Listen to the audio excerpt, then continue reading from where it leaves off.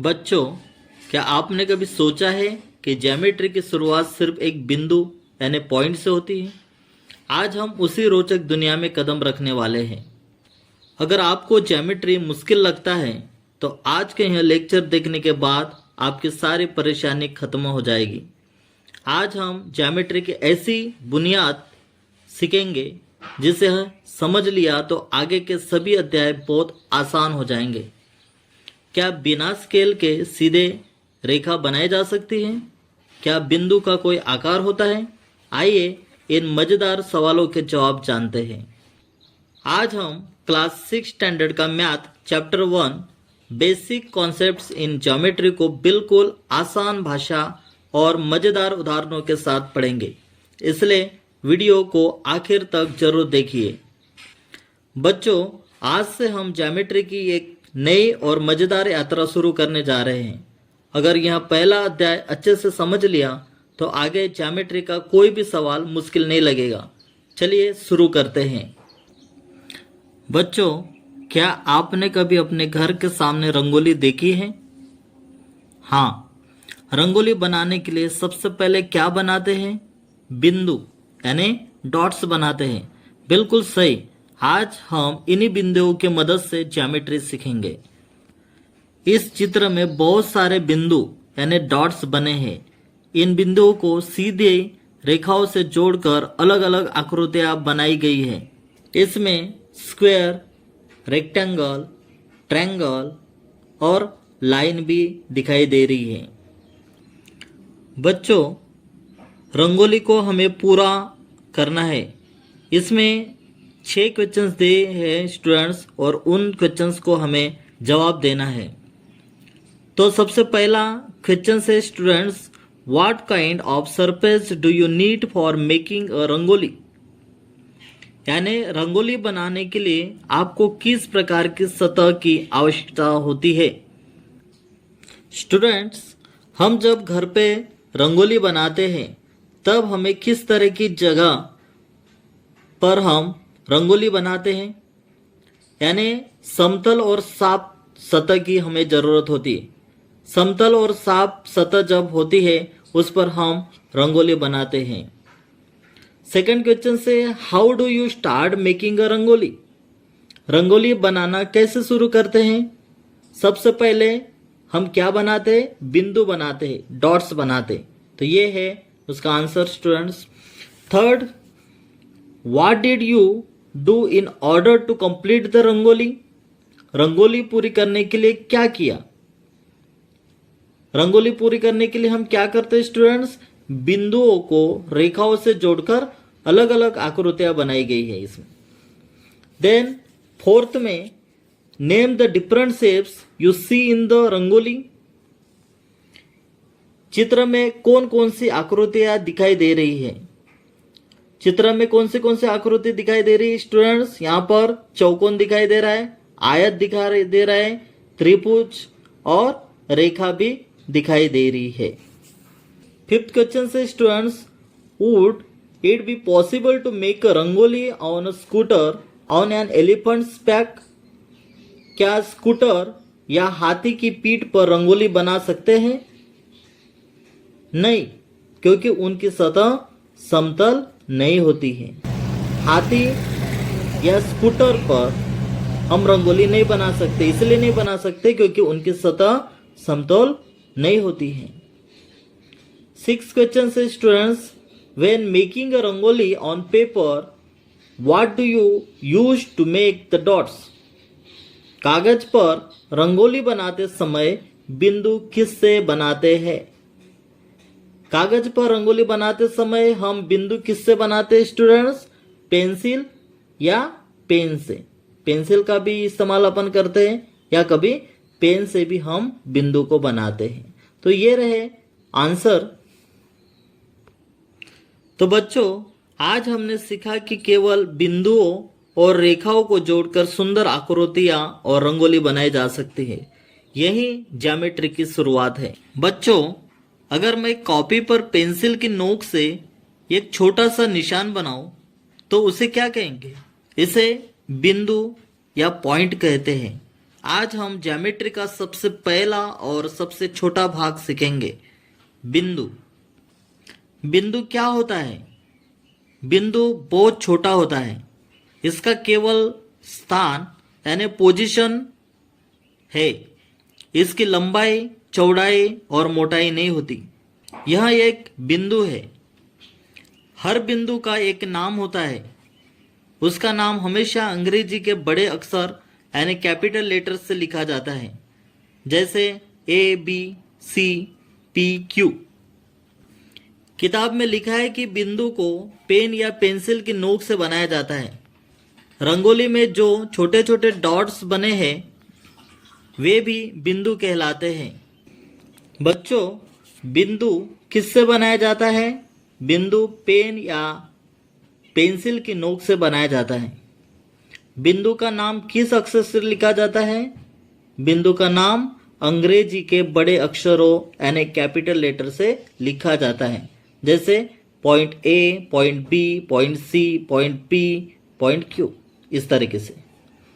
क्या बिंदु की लंबाई होती है? नहीं, बिंदु की कोई लंबाई, चौड़ाई या मोटाई नहीं होती। यह केवल एक स्थान, पोजीशन को दर्शाता है। रंगोली में बने डॉट्स को क्या कहते हैं? बच्चों, रंगोली में बने डॉट्स को बिंदु यानी पॉइंट्स कहते हैं। आज हमने सीखा कि ज्योमेट्री की शुरुआत बिंदु यानी पॉइंट से होती है। बिंदु बहुत छोटा होता है और उसका नाम हमेशा अंग्रेजी के बड़े अक्षरों यानी कैपिटल लेटर से लिखा जाता है। नेक्स्ट पॉइंट है students, line segments and lines. बच्चों, अगर मैं बोर्ड पर दो बिंदु बनाऊं और उन्हें जोड़ दूं तो क्या बनेगा? एक रेखा। आज हम जानेंगे कि रेखाखंड यानी लाइन सेगमेंट और रेखा यानी लाइन में क्या अंतर होता है। इस डायग्राम में हम देखते हैं पॉइंट ए और पॉइंट बी।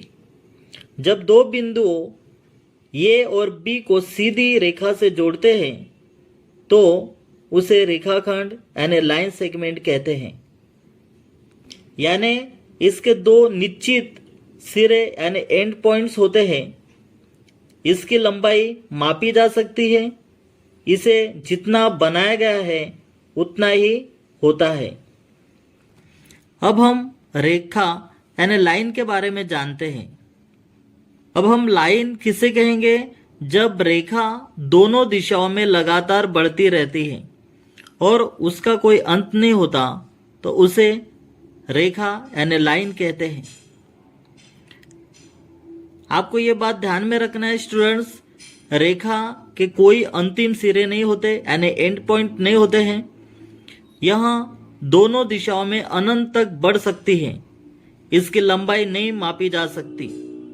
स्टूडेंट्स, याद रखने के लिए कुछ सवाल। फर्स्ट क्वेश्चन से, रेखाखंड किसे कहते हैं? दो बिंदुओं को किसी रेखा से जोड़ने पर बनने वाली आकृति को रेखाखंड कहते हैं। रेखाखंड यानी लाइन सेगमेंट के कितने सिरे होते हैं? हमने पढ़ा दो सिरे एंड्स पॉइंट्स होते हैं। रेखा किसे कहते हैं? लाइन किसे कहेंगे स्टूडेंट्स? जो दोनों दिशाओं में अनंत तक बढ़ती रहती है उसे रेखा यानी लाइन कहते हैं। क्या लाइन की लंबाई मापी जा सकती है? नहीं, क्योंकि रेखा का कोई अंत नहीं होता है। रेखाखंड और रेखा में क्या अंतर है? रेखाखंड के दो सिरे होते हैं और उसकी लंबाई मापी जा सकती है, जबकि रेखा यानी लाइन के कोई सिरे नहीं होते और वह दोनों दिशाओं में अनंत तक बढ़ती रहती है। ये क्वेश्चंस के आंसर आपको याद करना है स्टूडेंट्स। बच्चों, आज हमने सीखा कि दो बिंदुओं को जोड़ने से रेखाखंड बनता है और जब वही रेखाखंड यानी लाइन सेगमेंट को दोनों ओर अनंत तक बढ़ जाता है तो वह रेखा कहलाती है। बच्चों, आज हमने सीखा कि दो बिंदुओं को जोड़ने से लाइन सेगमेंट बनता है यानी रेखाखंड बनता है और जब वही लाइन सेगमेंट रेखाखंड दोनों और अनंत तक बढ़ जाता है तो वह रेखा कहलाती है, यानी लाइन कहलाती है। बच्चों, अगर मैं एक सड़क बनाऊं जो बहुत दूर तक जाती रहे तो क्या उसका अंत दिखाई देगा? नहीं। ठीक उसी तरह गणित में एक रेखा यानी लाइन होती है जिसका कोई अंत नहीं होता। बच्चों, यहाँ ए और बी दो बिंदु है, इन्हें सीधी रेखा से जोड़ने पर लाइन सेगमेंट बनता है, यानी रेखाखंड बनता है। याद रखना है आपको, लाइन सेगमेंट के दो एंड पॉइंट होते हैं, इसकी लंबाई मापी जा सकती है, इसे ये भी लिखा जाता है। जब यह लाइन दोनों दिशाओं में बिना रुके लगातार बढ़ती रहती है तो इसे लाइन कहते हैं। याद रखना है आपको स्टूडेंट्स, रेखा के कोई अंतिम यानी एंड सिरे नहीं होते हैं, यह दोनों को अनंत तक बढ़ सकती है, इसकी लंबाई मापी नहीं जाती, इसे छोटे अक्षर जैसे या दो बिंदुओं के नाम से रेखा PQ भी लिखा जा सकता है।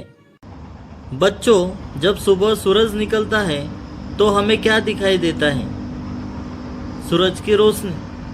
और जब अंधेरे में टॉर्च जलाते हैं तो उसकी रोशनी किस दिशा में जाती है? आगे की ओर। सूरज और टॉर्च से निकलने वाली रोशनी को गणित में किरण यानी रेस कहते हैं। यहाँ रे यानी किरण है। किरण एक बिंदु से शुरू होती है, यह एक ही दिशा में आगे बढ़ती रहती है, इसकी शुरुआती बिंदु ओरिजिन होता है, इसका अंत नहीं होता। इस चित्र में सूरज की किरणें और टॉर्च की रोशनी दिखाई गई है, दोनों एक बिंदु से निकलकर आगे की ओर जाती है, इसलिए इन्हें किरण का उदाहरण माना जाता है। कुछ सवाल के जवाब आपको याद रखना है स्टूडेंट्स। रे यानी किरण किसे कहते हैं? जो एक बिंदु से शुरू होकर एक ही दिशा में अनंत तक जाती है उसे किरण कहते हैं। किरण कहां से शुरू होती है? किरण एक बिंदु यानी ओरिजिन से शुरू होती है। किरण कितनी दिशाओं में बढ़ती है? केवल एक दिशा में। सूरज और टॉर्च किसके उदाहरण है? रे के यानी किरण के। किरण यानी रे की शुरुआत, रे की शुरुआती बिंदु क्या कहलाता है? ओरिजिन यानी मूल बिंदु कहलाता है। अब नेक्स्ट है स्टूडेंट्स प्लान्स। बच्चों बताओ, हम किताब कहाँ रखते हैं? मेज पर। ब्लैक बोर्ड कैसा होता है? समतल। बहुत बढ़िया। आज हम इसी समतल सतह के बारे में पढ़ेंगे जिसे गणित में प्लेन समतल कहते हैं। प्लेन क्या होता है? जिस सतह पर ऊंच नीच नहीं होती और जो बिल्कुल सपाट होती है उसे समतल यानी प्लेन कहते हैं। समतल सतह सपाट फ्लैट होती है, यह चारों दिशाओं में अनंत तक फैली हुई मानी जाती है। किताब में इसे छोटा बनाकर दिखाया जाता है ताकि हम इसे आसानी से समझ सकें। टेबल, क्या मेज का ऊपर वाला भाग समतल है? हाँ। ब्लैक बोर्ड, क्या ब्लैक बोर्ड की सतह समतल है? हाँ। गैस सिलेंडर, क्या सिलेंडर की पूरी बाहरी सतह समतल है? नहीं, वह गोल यानी कर्ड होती है और केवल ऊपर और नीचे का भाग समतल होता है। बच्चों कुछ सवाल आपको याद रखना है। प्लेन किसे कहते हैं? जिस सतह पर ऊंच नीच नहीं होती और जो सपाट होती है उसे प्लेन यानी समतल कहते हैं। समतल का एक उदाहरण बताइए। मेज का ऊपरी भाग यानी टेबल का ऊपरी भाग या ब्लैक बोर्ड किताब का पृष्ठ। ये कुछ उदाहरण है। क्या गैस सिलेंडर की पूरी सतह समतल होती है?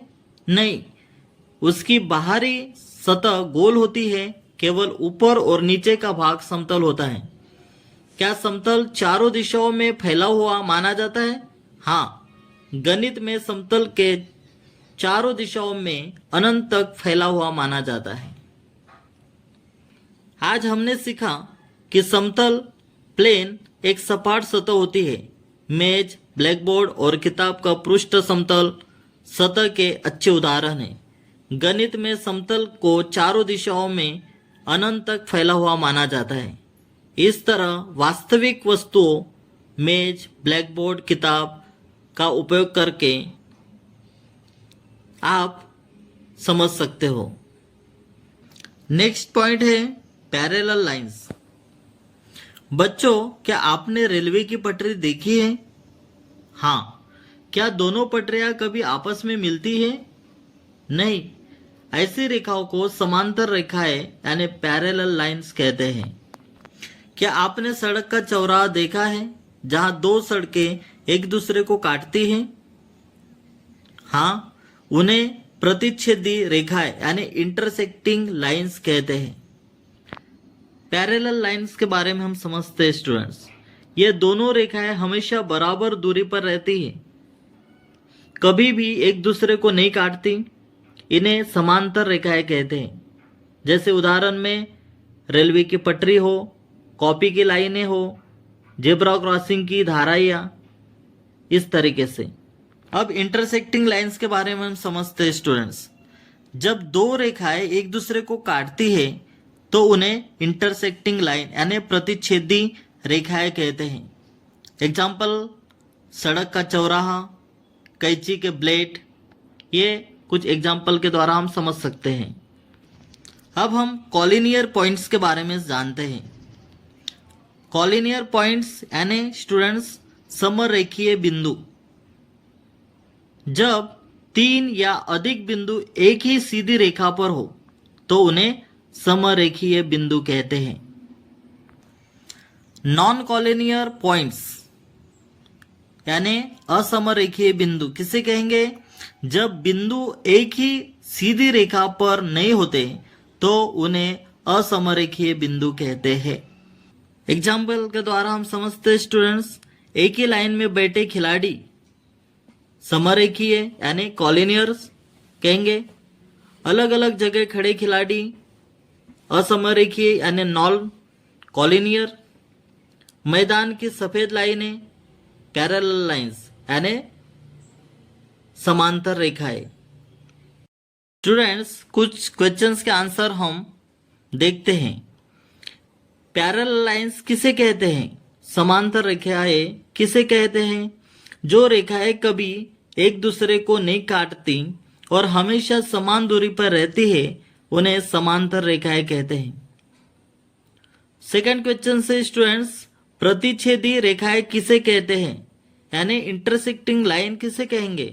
जो रेखाएं एक दूसरे को काटती है उन्हें प्रतिच्छेदी रेखाएं कहते हैं। याद रखना है स्टूडेंट्स।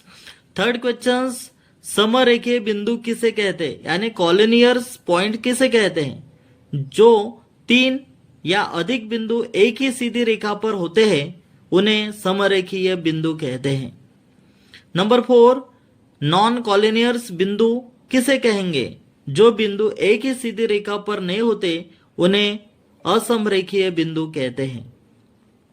याद रखने के लिए कुछ आसान ट्रिक आपको याद रखना है स्टूडेंट्स। पैरेलल जो कभी नहीं मिलती, इंटरसेक्टिंग एक दूसरे को काटती है, कॉलिनियर एक ही सीधी रेखा पर और नॉन कॉलिनियर अलग अलग स्थान पर। डायग्राम में दिया गया है स्टूडेंट्स। अब फर्स्ट क्वेश्चन से कॉलिनियर पॉइंट्स समरेखीय बिंदु कौन से है स्टूडेंट्स? MOT और RON, ये है कॉलिनियर पॉइंट्स। सेकंड है रेज। रेज भी मैंने पढ़ाया हूँ स्टूडेंट्स। रेज किसको कहेंगे? OP, rays OP, ray ON, rays OR, rays OS, ये रेज हो गए। लाइन सेगमेंट भी हम पढ़े। लाइन सेगमेंट किसे कहेंगे स्टूडेंट्स? डायग्राम में देखो, OM ये एक लाइन सेगमेंट हो गया, OT, ON, OR, OP, OS ये सब लाइन सेगमेंट है स्टूडेंट्स। लाइंस EMT, RN ये क्या है? लाइन से यानी रेखाएं हैं। बच्चों कुछ मौखिक प्रश्न मैं आपसे पूछता हूं, चित्र का मध्य बिंदु कौन सा है? वो जो है ये चित्र का मध्य बिंदु है। इस तरीके के क्वेश्चन स्टूडेंट्स आपको एग्जामिनेशन में पूछे जाते हैं, तो आपके जानकारी के लिए कुछ सवाल के जवाब मैं हल कर दे रहा हूं। कौन से बिंदु एक ही सीधी रेखा पर है? MOT तथा RON ये जो बिंदु है वो एक ही सीधी रेखा पर है। डायग्राम से ही कुछ क्वेश्चंस निकलते हैं स्टूडेंट्स, जिन्हें आपको याद रखना है। इस तरीके के क्वेश्चंस आपको आपके एग्जामिनेशंस में पूछते हैं। अब रे किसे कहते हैं? तो हम पढ़ चुके हैं स्टूडेंट्स, जो एक बिंदु से शुरू होकर एक दिशा में अनंत तक जाती है उसे रे कहते हैं। रेखाखंड किसे कहते हैं? लाइन सेगमेंट जिसके दो निश्चित सिरे होते हैं उसे हम लाइन सेगमेंट कहते हैं। रेखा किसे कहते हैं? लाइंस किसे कहते हैं? जो दोनों दिशाओं में अनंत तक बढ़ती है उसे लाइन कहते हैं। आसान ट्रिक है स्टूडेंट्स। सेकंड क्वेश्चन से write the different names of the lines. रेखा के अलग अलग नाम लिखना है। इसमें बच्चों यह एक रेखा यानी लाइन है। इस लाइन पर A, B, C और D 4 बिंदु है। एक ही रेखा को उस पर स्थित किसी भी दो बिंदुओं के नाम से लिखा जा सकता है। अब इसमें जो डिफरेंट नेम है कौन से हैं students? Line AB, line AC, line AD, line BC, line BD, line CD ये सभी नाम एक ही रेखा लाइन के हैं। एक ही रेखा पर जितने बिंदु होंगे उनमें से किसी भी दो बिंदुओं के नाम से उसी रेखा का नाम लिखा जा सकता है। ये बच्चों याद रखना है स्टूडेंट्स। सेकंड जो डायग्राम दिख रहा है दोनों सिरों पर बिंदु है। फर्स्ट क्वेश्चन में दोनों तरफ तीर है इसलिए यह लाइन है। सेकंड जो क्वेश्चन है स्टूडेंट्स इसमें हम देखेंगे तो दोनों सिरों पर बिंदु है इसलिए यह लाइन सेगमेंट यानी रेखाखंड है। डी आंसर आएगा सेकंड का। थर्ड में हम देखते हैं स्टूडेंट्स गुलाबी समतल आकृति है इसलिए यह समतल यानी प्लेन है, यानी हमारा आंसर जो है थर्ड में बी आंसर आएगा। फोर्थ का क्वेश्चन जो डायग्राम है वो हम देखते हैं एक तरफ बिंदु और दूसरी तरफ तीर है इसलिए यह रे है, यानी ये आंसर इसका आ जाएगा स्टूडेंट्स। प्रैक्टिस सेट 1 का ये लास्ट एग्जांपल से स्टूडेंट्स क्वेश्चन है। Fourth observe the figure below, name the parallel lines, the congruent lines and the points of congruence in the figure. यानी नीचे दिए गए चित्रों को देखकर समानांतर रेखाएं, समवर्ती रेखाएं यानी कॉन्ग्रुएंट लाइंस तथा पॉइंट ऑफ कॉन्ग्रुएंस यानी समवर्ती बिंदु के नाम लिखना है। बच्चों जहां कई रेखाएं एक ही बिंदु पर मिलती है उन्हें कॉन्ग्रुएंट लाइन कहते हैं। ये आपको याद रखना है। जिस बिंदु पर वे मिलती है उसे पॉइंट ऑफ कॉन्ग्रुएंस कहते हैं, यानी समवर्ती बिंदु कहते हैं। जो रेखाएं कभी नहीं मिलती और हमेशा बराबर दूरी पर रहती है उन्हें पैरेलल लाइंस यानी समांतर रेखाएं कहते हैं। तो आंसर हमारा क्या आएगा स्टूडेंट्स? डायग्राम जो आपके टेक्स्ट बुक में दिया है उसके अकॉर्डिंग जो आंसर आएगा स्टूडेंट्स समांतर रेखा यानी पैरेलल लाइंस। फर्स्ट क्वेश्चन ये parallel line P, B parallel line Q, C parallel line M। Then second question है students congruent lines. Point A पर मिलने वाली रेखाएं कौन सी है? ए, बी, सी तथा जो क्षैतिज रेखा है बिंदु डी पर मिलने वाली रेखाएं P, Q. Point of congruence number 3, point of congruence कौन से? Point A and point D. Students, इसी तरीके से हमने यह चैप्टर पूरा कंप्लीट किया है। अगर आप हमारे चैनल पर नए हैं तो आप हमारे चैनल को सब्सक्राइब करें ताकि जब भी हम इस तरीके के एजुकेशनल वीडियोस को हम अपने चैनल पर अपलोड करें तो सबसे पहले उसका नोटिफिकेशन आपको मिलता रहे। मिलते हैं नेक्स्ट लेक्चर में। स्टूडेंट्स, इसी तरीके से हमने यह चैप्टर पूरा कंप्लीट किया है। अगर आप हमारे चैनल पर नए हैं तो आप हमारे चैनल को सब्सक्राइब करें ताकि जब भी हम इस तरीके के एजुकेशनल वीडियोस को हम अपने चैनल पर अपलोड करें तो सबसे पहले उसका नोटिफिकेशन आपको मिलता रहे। मिलता है नेक्स्ट लेक्चर में।